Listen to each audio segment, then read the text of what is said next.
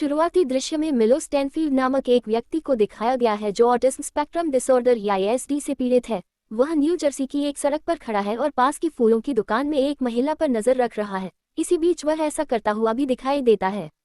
अपने आसपास होने वाली घटनाओं के समय से संबंधित कुछ जटिल गणनाएं। मिलो एक यात्री बस, एक गड्ढा, एक सड़क कलाकार और एक साइकिल सवार के तेज गति से आने को नोट करता है।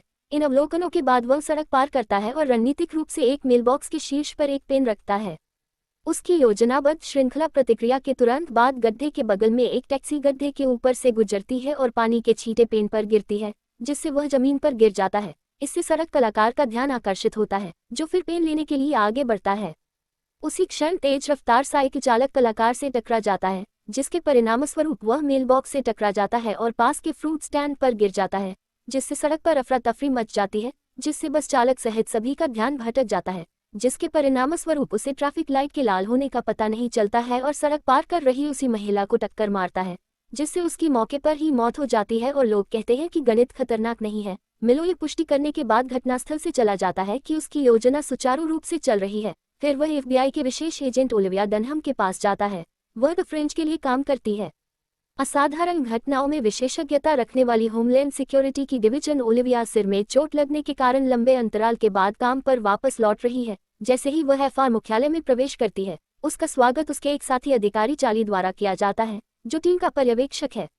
इस बीच एजेंसी के प्रमुख वाल्टनेट बिशप लैब सहायकों में से एक फिलिप भाई से ओलिविया की वापसी के बारे में बात कर रहे हैं। फिलिप का कहना है कि वह नकली ओलिविया नाम की एक हमशक्ल है और चिंता व्यक्त करते हैं कि क्या वे अपनी टीम में एक धोखेबाज को शामिल कर सकते हैं। यहाँ ये पता चला है कि ओलिविया जो कार्यालय के अंदर है वह असली नहीं है, वह वास्तव में एक धोखेबाज है जिसे मूल वाल्टनेट के स्थान को पूरा करने के लिए लाया गया है। फिर इस ब्रह्मांड में फिविया को रखने और असली ओलिविया की यादों को उसके अंदर प्रत्यारोपित करने के पीछे उसकी प्रेरणा का पता चलता है। वह दावा करता है वह फिविया एकमात्र ऐसी है जो बिना किसी नुकसान के ब्रह्मांडों के बीच यात्रा कर सकती है। वाल्टनेट ये पता लगाना चाहता है कि वह ऐसा कैसे कर सकती है। इसके लिए वह कहता है कि उन्हें उसे विश्वास दिलाना होगा कि वह यहीं की है। फिलिप पूछता है कि क्या होगा यदि उसकी नई पहचान कायम नहीं है। प्रमुख ने जवाब दिया कि उसके बाद उसकी कोई आवश्यकता नहीं रह जाएगी। इसके बाद चार्ली ब्रान ने टीम को आकस्मिक बस दुर्घटना के बारे में जानकारी दी, जिसके बारे में उनका दावा है कि यह इस सप्ताह में 2 बार हुई है। प्रत्येक मामले में पीड़ित की मृत्यु हो गई है। इसके बाद वह अपने चालक दल से सावधान रहने के लिए कहता है। साइट की जांच के लिए जाने से पहले थोड़ी देर बाद FBI टीम दुर्घटना स्थल पर पहुंचती है और किसी भी सुराग या सुराग की तलाश में अलग हो जाती है। जांच का नेतृत्व लिंकन ली नामक एक अन्य FBI एजेंट द्वारा किया जाता है, जिसका चेहरा जलने के निशान से बर्बाद हो गया है। चार्ली ने निरीक्षण किया शव और उसके फिंगरप्रिंट का उपयोग करके उसके आगे के विवरण प्राप्त करने के लिए उसे पता चलता है कि मृत महिला का नाम जूलियन फोस्टर है। इस बीच ओलिविया बस ड्राइवर से सवाल करती है जो इस घटना से हिल गया है क्योंकि उसने अब तक कभी भी किसी पक्षी या जानवर को नहीं मारा है।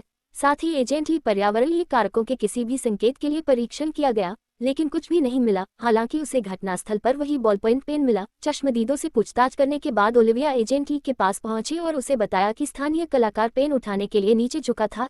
इसी दौरान वह उससे टकरा गया। ये सुनकर साइकिल सवार फ्रूट स्टैंड में गिर गया। एजेंट ही ने अनुमान लगाया कि कलम ही वह मुख्य तत्व है जिसने प्रतिक्रियाओं का एक क्रम तैयार किया, जिससे अंततः फ्रांसीसी मुख्यालय में अगले दिन पीड़ित की मृत्यु हो गई। एजेंट ही और चार्ली यह पता लगाने की कोशिश कर रहे हैं 2 दिनों में हुई बस दुर्घटनाओं के बीच संबंध। एजेंट ही को पहली दुर्घटना की तस्वीर में वही बॉल पॉइंट पेन दिखाई देता है, जिससे उसे और भी विश्वास हो जाता है कि किसी ने घटनाओं की श्रृंखला को अंजाम दिया है। इसके बाद वे एक गणितज्ञ से बात करने जाते हैं एजेंसी एस्ट्रेड और उसे घटनाओं के बारे में बताएं। हालांकि उनका दावा है कि कोई भी इंसान इस तरह की घटनाओं की श्रृंखला को अंजाम नहीं दे सकता है और इसे 2 बार अपने पक्ष में ढाल सकता है। उनके तर्क के बीच एक और इसी तरह की बस दुर्घटना होती है, जिससे ASTD को झटका लगता है। 2 और 2 अब के बराबर होते हैं। एक बस की चपेट में आने पर FBI एजेंट तुरंत घटनास्थल पर पहुंचे और पाया कि पीड़ित अभी भी जीवित है। इस बार आसपास खड़े लोगों से पूछताछ करने पर उन्हें पता चला कि एक कुत्ता अचानक सड़क पार कर गया, जिससे बस नियंत्रण खो बैठी। तभी ओलिविया की नज़र एक समान बॉल पॉइंट पेन पर पड़ी जमीन पर लौटना, जिससे उसे इसका एहसास होता है घटनाओं की श्रृंखला अभी खत्म नहीं हुई है। वह चारों ओर देखती है और एक संदिग्ध मिलो को वह ब्रिज से नीचे देखती हुई देखती है। कुछ देर बाद एक आदमी यज्ञ पहने हुए सड़क पार करने के लिए आगे बढ़ता है। तभी एक आने वाली एम्बुलेंस उसे टक्कर मार देती है। मुझे लगता है कि पैरामेडिक को उसे मारने की जरूरत है। अपने संदेह की पुष्टि के साथ कोटा ओलिविया अपनी टीम को सचेत करती है और मिलो की ओर दौड़ती है। ये देखकर सीढ़ी तुरंत एड्स की घटनाओं की एक और श्रृंखला की गणना करती है और पुल से एक साइकिल फेंक देती है। इससे बस को अपना रास्ता बदलने और ओवरहेड ब्रिज के ठीक नीचे ड्राइव करने के लिए प्रेरित किया जाता है। ओलिविया उसे पकड़ लेती है। बंदूक की नोक पर उसे आत्मसमर्पण करने की धमकी दी गई, लेकिन मिलो पुल से कूदकर बस की छत पर उतर गया और भाग गया। मिलो बस में कानाफूसी करने वाला व्यक्ति है। इस घटना के बाद मिलो घर लौटता है और पाता है कि उसकी बहन मेटलिन उसके लिए चिंतित है। वह उसे बताती है कि उसे कई कॉल आ रही हैं अस्पताल, लेकिन वह उसे नजरअंदाज कर देता है।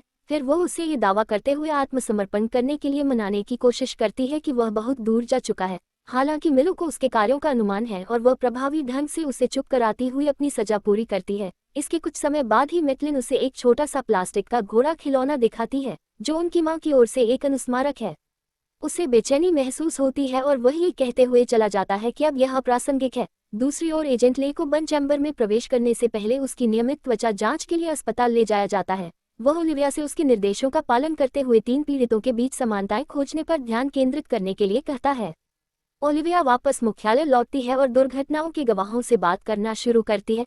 थोड़े निरीक्षण के बाद उसे 3 पीड़ितों और एक चिकित्सा केंद्र के बीच संबंधों का पता चलता है। वे तीनों प्रत्यक्ष या अप्रत्यक्ष रूप से इस केंद्र से संबंधित थे। वह अपनी खोज चाली और के साथ साझा करती है। वहां पहुंचने पर दोनों तुरंत इसी मेडिकल सेंटर की ओर चले गए। ओलिविया ने देखा कि मरीजों का एक समूह एक ही बॉल पॉइंट पेन का उपयोग कर रहा है, क्योंकि वे डिजिटल उपकरणों के साथ सामना करने में असमर्थ हैं। आईपैड उन्हें पागल बना देता है। बाद में वे एक प्रमुख डॉक्टर से मिलते हैं जो तीनों पीड़ितों को पहचानता है। बस दुर्घटनाओं के पीड़ितों के बारे में कुछ विवरण देने के बाद डॉक्टर एल बताते हैं कि वे मानसिक रूप से विकलांग रोगियों की बुद्धि को बढ़ावा देने के लिए प्रयोगात्मक प्रक्रियाओं के साथ उनकी मदद कर रहे हैं। वह उन्हें अपने रोगियों के वीडियो फुटेज भी दिखाते हैं, जिसमें ओलिविया मिलो के बारे में पूछताछ करने पर उसे देखती है। डॉक्टर लेवन ने जवाब दिया कि वह उनके रोगियों में से एक है जो उसी दवा परीक्षण से गुजरा था जिसने उसके आईक्यू को तेजी से बढ़ाया था। वह आगे कहता है कि मिलो को उसकी बहन की देखरेख में अस्पताल से छुट्टी दे दी गई थी और वह वापस लौटने वाला था। प्रायोगिक प्रक्रिया को उलट दिया, लेकिन अब वह उनकी कॉल का जवाब नहीं दे रहा है और वह उन सभी को मार रहा है जो मिलो की बहन के बारे में जानने के बाद उस पर नियंत्रण करने की कोशिश कर रहे हैं। FBI एजेंटों ने उनसे अनभिज्ञतापूर्वक मिलने का फैसला किया है। मिलो उन पर कड़ी नजर रख रहा है। ओलिविया उसकी हरकतों के हर एक पैटर्न को नोट कर रही है और उसके अगले कदम की भविष्यवाणी कर रही है। बाद में चार्ली और ओलिविया मिलो के घर पहुंचते हैं, जहां मेटलाइन द्वारा उनका स्वागत किया जाता है। वे उससे मिलो के ठिकाने के बारे में पूछते हैं, लेकिन वह उनसे अनजान होने का दावा करती है। उसे लगता है कि वह कुछ छिपा रही है। एजेंट उसे उसके द्वारा किए गए अपराधों के बारे में बताते हैं और जब चार्ली मिलो के कमरे की जांच करने जाता है तो उसे आज़ाद घूमना कितना खतरनाक है। ओलिविया अपनी दिवंगत बहन के बारे में बताती है कि वे एक दूसरे की देखभाल कैसे करते थे। इस बारे में अधिक जानकारी साझा करने के लिए ये कम्फर्ट्स मेटलाइन पर्याप्त है। वह अपने भाई को समझाती है कि मिलो छोटी से छोटी घटना के परिणाम की भविष्यवाणी करने में सक्षम है और वह मिलो की एकाग्रता को केवल खिलौना घोड़ा दिखाकर ही तोड़ सकती है। जब भी वह बुलसाई को देखता है तो उसे वुडी ओलिविया मिलती है। अंततः वह उसे खुलासा करने के लिए मनाने में सफल हो जाती है। वह जो कुछ भी जानती है वह इस बात पर जोर देती है कि वे नागरिकों के साथ साथ मिलो की सुरक्षा मित्र के लिए भी चिंतित है। फिर उस होटल के स्थान का खुलासा करते हुए एक नोट सौंपे जिसमें मिलो वर्तमान में रह रहा है। इसके बाद ओलिविया और चार्ली ने ASD के साथ मिलो को पकड़ने की योजना पर चर्चा की। हालांकि उन्हें जल्द ही एहसास हुआ कोई भी योजना निरर्थक होगी, क्योंकि वह उनकी हर हरकत का अनुमान लगा सकता है। परिणामस्वरूप वे बिना किसी बैकअप के सीधे होटल पहुंचने का विकल्प चुनते हैं। मुझे नहीं पता कि इससे कैसे मदद मिलेगी, लेकिन वे सबसे अच्छी तरह जानते हैं कि इस बीच मिलो को उनके होटल के कमरे में देखा जाता है। खिड़की से नीचे देखते हुए और अपनी क्षमता से अगले कुछ मिनटों में घटित होने वाले परिदृश्यों की कल्पना करते हुए वह भविष्यवाणी करता है कि ओलिविया और चार्ली जल्द ही आएंगे और वे उसका पीछा करेंगे। वही ये भी गणना करता है कि वह ओलिविया को एक चिन्हित माध्यम से लालच देकर मार सकता है। एक निर्माण स्थल का क्षेत्र जहां हवा बहुत कम है और कुचली हुई है, उसे सीमेंट की ईंटों के भार के नीचे दबाएं। जैसा कि उसने भविष्यवाणी की थी कि 2 FBI एजेंट होटल में पहुंचते हैं और मिलो को सड़क पर उनका इंतजार करते हुए पाते हैं। निर्माण की ओर भागता है जबकि एजेंट उसका पीछा करते हैं। ओलिविया, जो थिन एयर जोन के लिए चेतावनी के संकेतों से अनजान है, श्वास यंत्र लगाने के लिए रुकने के बजाय इसके माध्यम से दौड़ती है। इससे वास्तव में मिलो की गणना गलत हो जाती है। उसने नहीं सोचा था कि वह इतनी मूर्ख होगी। इसके अलावा वह सीमेंट की ईंटों के ढेर से भी बच जाती है, जिसके बारे में मिलो ने सोचा था कि वह उसे कुचल देगा। खलनायक अपनी गणना गलत होते देखकर हैरान है और अंततः इस समय उसके द्वारा पकड़ा गया है। ऑक्सीजन के निम्न स्तर के कारण ओलिविया लगभग दम तोड़ देती है, लेकिन शुक्र है चार्ली ठीक समय पर पहुंच जाता है और इन घटनाओं के बाद उसे सांस लेने के उपकरण से मदद करता है। चार्ली ओलिविया से पूछता है कि वह श्वसन यंत्र लगाने के लिए क्यों नहीं रुकी, जिस पर वह जवाब देती है कि उसने चेतावनी संकेत को नहीं पहचाना था। बाद में ओलिविया लाती है मैकलिन को अस्पताल ले जाया गया, जहां मिलो को एक सुपर कंप्यूटर के साथ बातचीत करते हुए देखा गया। डॉक्टर के अनुसार आंखों की बुद्धि बढ़ाने वाली दवा मिलो के मस्तिष्क में बहुत लंबे समय से है, जिसके कारण वे उलट प्रक्रिया को अंजाम देने में असमर्थ हैं। अब उनका दिमाग इतना उन्नत हो गया है कि केवल मशीनें उसके विचारों को समझ सकती हैं। इस समाचार से दुखी होकर मैकलिन कमरे के अंदर जाती है और उसी शाम अपने भाई के सामने खिलौना घोड़ा छोड़ देती है। ओलिविया अपने स्थान पर होती है जब उसे दूसरे ब्रह्मांड से अपने प्रेमी पीटर के दर्शन का अनुभव होता है। वह उसे बताता है कि वह ऐसा करती है, वह इस ब्रह्मांड से संबंधित नहीं है। अपने दावे का समर्थन करने के लिए वह याद दिलाता है कि कैसे इस ब्रह्मांड के बारे में ज्ञान की कमी ने उसके अनुसार पहले ही उसकी जान बचा ली थी। अगर वह चेतावनी के संकेतों को पहचान लेती और वहीं रुक जाती तो वह मर जाती। पीटर उसे सभी को याद करने का प्रयास करने के लिए प्रोत्साहित करता है। उसकी यादें गायब होने से पहले उसे चूमती भी हैं। इस तरह के और वीडियो के लिए सब्सक्राइब करें, नोटिफिकेशन चालू करें और चैनल की मदद के लिए एक लाइक छोड़ें। देखने के लिए धन्यवाद।